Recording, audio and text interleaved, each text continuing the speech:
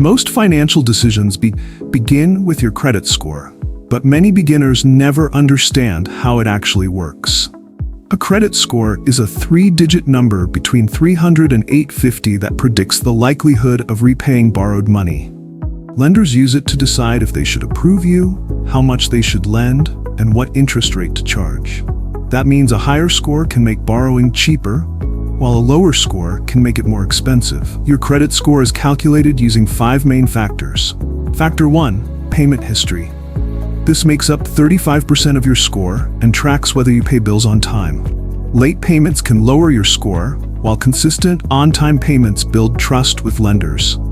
Factor 2, credit utilization. This makes up 30% and measures how much of your available credit you're currently using. For example, if you have a $1,000 limit and a $200 balance, you're using 20%. Lower utilization suggests responsible credit management. Factor 3, length of credit history. This represents 15% and rewards long-term relationships with lenders. The longer you've managed credit, the more information lenders have to assess your behavior. Factor 4, new credit. This accounts for 10% and includes recent credit applications and credit checks.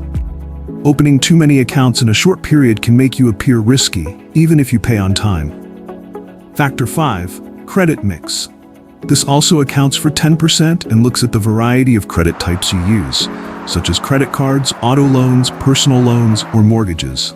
A balanced mix demonstrates that you can manage different financial commitments. Understanding these 5 categories can help beginners avoid debt traps, build credit more strategically, and qualify for better financial opportunities in the future. If you're learning personal finance from the beginning, subscribe for more.